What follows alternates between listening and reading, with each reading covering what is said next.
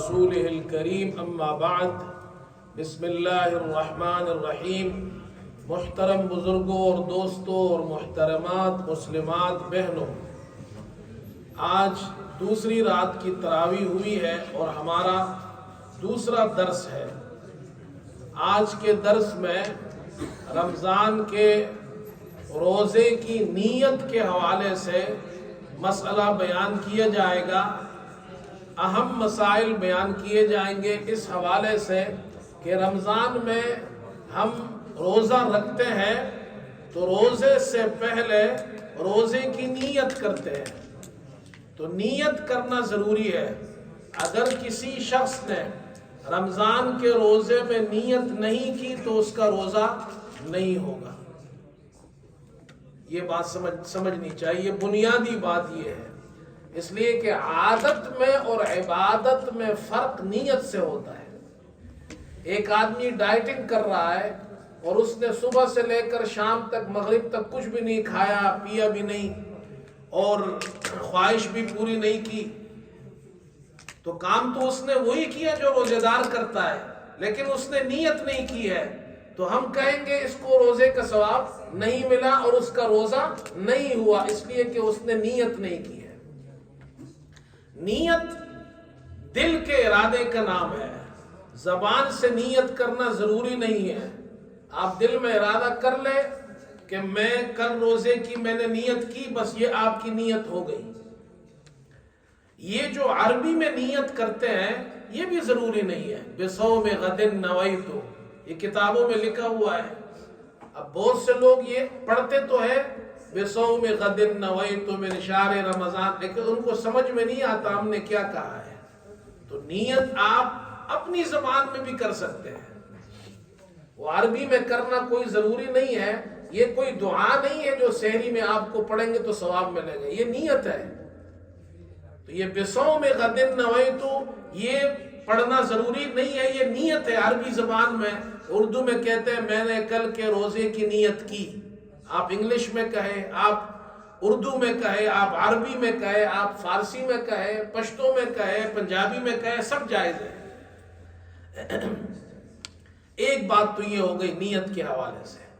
دوسری بات یہ ہے، رمضان کے مہینے میں جتنے روزے ہیں، 29 روزے ہوں یا 30 روزے ہوں، ہر روزے کے لیے مستقل نیت کرنا ضروری ہے۔ کل ہم نے روزہ رکھا تھا تو کل روزے کی نیت کی تھی، آج جو دوسری تراویح پڑھی ہے صبح دوسرا روزہ رکھیں گے تو دوسرے روزے کی الگ نیت کریں گے۔ بعض حضرات مالکی فقہ میں، امام مالک رحمت اللہ علیہ کی یہاں کہا جاتا ہے کہ ان کے یہاں یہ جائز ہے کہ اگر کوئی شخص پورے رمضان کے مہینے کی تمام روزوں کی نیت کر لے شروع میں تو سب کی نیت ہو جائے گی۔ اچھا، میں یہ مسلک اس لیے بیان کرتا ہوں، ہمارے یہاں سب حنفی تو نہیں ہے، مالکی بھی یہاں آتے ہیں، شافعی بھی یہاں آتے ہیں، حنبلی بھی ہے یہاں، تو اس لیے میں یہ مسلک بیان کرتا ہوں تاکہ ان کو بھی فائدہ ہو۔ ان کے یہاں تو یہ صورت ہے، لیکن باقی جمہور جتنے علماء ہیں وہ سب کہتے ہیں نہیں، ہر روزے کے لیے الگ نیت کرنی پڑے گی۔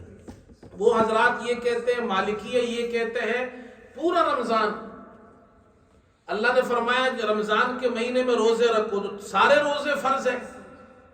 جیسے ہم 4 رکعت نماز پڑھتے ہیں 4 رکعت، تو ہر رکعت کی الگ نیت تو نہیں ہے، بس سب کی ایک نیت ہے۔ اس طرح وہ کہتے ہیں پورے رمضان کے روزے یہ ایک عمل ہے، پورے رمضان کے روزے فرض ہیں تو بس سب کی اکٹھی نیت کر لو کافی ہے۔ جمہور علماء کہتے ہیں نہیں، سب کی اکٹھی نیت کافی نہیں ہے، ہر ایک کی الگ الگ نیت کرنی پڑے گی۔ اس لیے اگر ایک روزہ فاسد ہو گیا تو سارے روزے تو فاسد نہیں ہوں گے نا۔ اگر ایک رکعت کسی کی نماز میں فاسد ہو گئی 4 رکعت میں سے تو پوری نماز فاسد ہو گئی نا۔ لیکن یہاں تو ایسا نہیں ہے نا، کسی کا ایک روزہ خراب ہو گیا تو اس کا مطلب یہ تو نہیں ہے پورے مہینے کے روزے خراب ہو گئے، اس کا مطلب یہ ہر روزہ الگ عمل ہے، اس کے لیے الگ نیت کرنی پڑے گی۔ ایک بات یہ ہے۔ دوسرا مسئلہ یہ بھی سمجھ لیں، نیت اگر کسی شخص نے رات کو نہیں کی، یعنی صبح صادق سے پہلے نیت نہیں کی، صبح صادق ہو گئی، فجر کی نماز ہو گئی اور اس نے نیت نہیں کی ہے، کیا وہ صبح نیت کر سکتا ہے؟ یعنی اس نے صبح صادق کے بعد کچھ کھایا پیا نہ ہو، کیا وہ دن میں نیت کر سکتا ہے؟ یہ مسئلہ بھی سمجھ لے بھائی۔ امام مالک رحمت اللہ علیہ فرماتے ہیں کسی بھی قسم کا روزہ ہو، فرض روزہ ہو، رمضان کا روزہ ہو، قضا روزہ ہو، نفلی روزہ ہو، ہر روزے کے لیے صبح صادق سے پہلے، رات کو فجر سے پہلے، صبح صادق سے پہلے نیت کرنا رات کو ضروری ہے۔ اگر نیت نہیں کی، صبح صادق ہو گئی اور پھر کوئی شخص روزہ رکھتا ہے، مثلا رات کو روزہ رکھنے کا ارادہ نہیں تھا، فجر کے بعد کہتا ہے میں روزہ رکھتا ہوں، ارادہ کر لیا، اب اس کا روزہ نہیں ہوگا امام مالک کے یہاں۔ وہ ان کے یہاں حدیث ہے، وہ فرماتے ابو داؤد میں جو روایت ہے، من لم یجمع الصیام قبل الفجر فلا صیام لہ، فجر سے پہلے کسی نے روزے کا عزم نہیں کیا، نیت نہیں کی، تو اس کا روزہ نہیں ہے۔ یہ ان کا مسلک ہے۔ امام شافعی رحمت اللہ علیہ اور امام احمد بن حنبل رحمت اللہ علیہ وہ فرماتے ہیں کہ فرض روزوں میں، جو روزے فرض ہے ان کے اندر تو رات کو نیت کرنا، صبح صادق سے پہلے نیت کرنا ضروری ہے، دن میں نہیں ہوگا۔ ہاں وہ کہتے ہیں نفلی روزے میں اگر کسی شخص نے صبح صادق کے بعد کچھ کھایا پیا نہیں ہے اور فجر کے بعد اس کا ارادہ ہو گیا جی میں چلو آج نفلی روزے کی نیت کرتا ہوں، تو یہ جائز ہے ان کی، لیکن فرض میں نہیں ہے۔ دو باتیں ہو گئی۔ تیسری بات، امام ابو حنیفہ رحمت اللہ علیہ فقہ حنفی میں وہ کہتے ہیں دو قسم کے روزے ایسے ہیں جس میں رات سے نیت کرنا ضروری ہے، فجر ہو جائے پھر نیت نہیں کر سکتے، دن میں نیت نہیں کر سکتے۔ ایک قضا روزے، رمضان کے قضا روزے ہیں تو اس کے لیے ضروری ہے کہ رات کو نیت کرے آپ صبح صادق سے پہلے پہلے۔ اور دوسرا وہ روزے جو نظر کے روزے ہو، کسی نے نظر مانی، اسٹوڈنٹ نے نظر مانی میں امتحان میں پاس ہو گیا تو روزہ رکھوں گا، اس کو کہتے ہیں نظر۔ تو نظر کی دو قسمیں، معین غیر معین، میں اگلے والے اتوار کو روزہ رکھوں گا یہ معین روزہ ہے، یا میں ایک روزہ رکھوں گا یہ غیر معین ہے۔ تو امام ابو حنیفہ فرماتے ہیں قضا روزے میں رات کو نیت ضروری ہے، نظر کے وہ روزے جو معین نہ ہو، غیر معین ہو، اس میں بھی رات سے نیت کرنا ضروری ہے، دن میں نہیں ہے۔ کسی نے فجر کی نماز پڑھی، اس نے کہا چلو آج میں فارغ ہوں، میں آج جو میرا قضا روزہ ہے وہ ابھی سے نیت کر لیتا ہوں، اب اس کا قضا روزہ نہیں ہوگا۔ یا وہ کہتے چلو آج میں فارغ ہوں، میں نے رات کو تو ارادہ نہیں تھا، ابھی صبح ارادہ کر لیتا ہوں، میں نے تو ویسے بھی کچھ کھایا پیا ہے نہیں ہے، تو فجر کے بعد وہ جو میرے نظر کا روزہ تھا ایک غیر معین وہ رکھ لیتا ہوں آج، تو نہیں ہوگا۔ سمجھ گئے؟ ہاں امام ابو حنیفہ رحمت اللہ علیہ فرماتے رمضان کے روزے ہیں نمبر ایک، نظر کے وہ روزے جو معین ہو، فلاں دن کے نظر کے روزے کی نظر مانی، آئندہ پیر کو روزہ رکھوں گا نظر مان لی، یہ معین ہے۔ تو رمضان کے روزے، معین نظر کے روزے اور نفلی روزے، یہ ایسے روزے ہیں کہ امام ابو حنیفہ رحمت اللہ علیہ فرماتے ہیں اگر کسی نے رات کو نیت نہیں کی، ارادہ ہی نہیں تھا رکھنے کا، صبح فجر کے بعد اس کا ارادہ ہو گیا دن میں چلو میں رکھ لیتا ہوں، تو کہتے ہیں یہ نیت ٹھیک ہے، دن میں کر سکتا ہے۔ ان کے پاس بھی حدیث ہے، بخاری شریف میں امام بخاری نے مستقل باب باندھا ہے دن میں نیت کرنے کے بارے میں، حدیث لائے ہیں۔ جب شروع میں عاشورہ کا 10 محرم کا روزہ فرض تھا رمضان سے پہلے، تو آپ صلی اللہ علیہ وسلم نے ایک مرتبہ ایک منادی کو بھیجا، جاؤ اعلان کرو کہ جس نے ابھی کچھ کھایا نہیں ہے وہ نہ کھائے، یعنی دن میں، اور وہ روزے کی نیت کر لے۔ تو اس کا مطلب یہ ہے کہ عاشورہ کا روزہ فرض تھا اور اس کی نیت دن میں جائز تھی، اسی لیے تو حضور صلی اللہ علیہ وسلم نے فرمایا جس نے بھی کچھ کھایا پیا نہ ہو تو وہ نیت کر لے۔ معلوم ہوا فرض روزے کی نیت رات کو نہیں تھی اور فجر کے بعد کسی نے کر لی تو روزے کی نیت ٹھیک ہے. بات سمجھ گئے بھائی؟ رمضان کے روزے میں اب دن میں کب تک نیت کر سکتے ہیں؟ کوئی لمٹ تو ہونی چاہیے نا بھائی. ایک آدمی نے صبح صادق کے بعد کچھ کھایا پیا نہیں ہے، وہ صبح 8 بجے اٹھ گیا، 9 بجے اٹھا، 10 بجے اٹھا، کب تک نیت کر سکتا ہے؟ کوئی لمٹ ہونی چاہیے. تو یاد رکھو اس کو کہتے ہیں نصف النہار، آدھے دن تک. نصف النہار آدھا دن، نصف النہار شرعی آدھا دن. یہ آدھا دن کب ہوگا؟ تو اس کا آسان طریقہ یہ ہے، جو صبح صادق کا وقت ہے، جس وقت ہم روزہ شروع کرتے ہیں، مثلا ابھی آج جو صبح ہمارا روزہ جو شروع ہوگا 4:03 پر ہے غالباً، 4 بجے سمجھ لیں، اور کل جو افطاری ہوگی وہ 6:30 بجے ہے.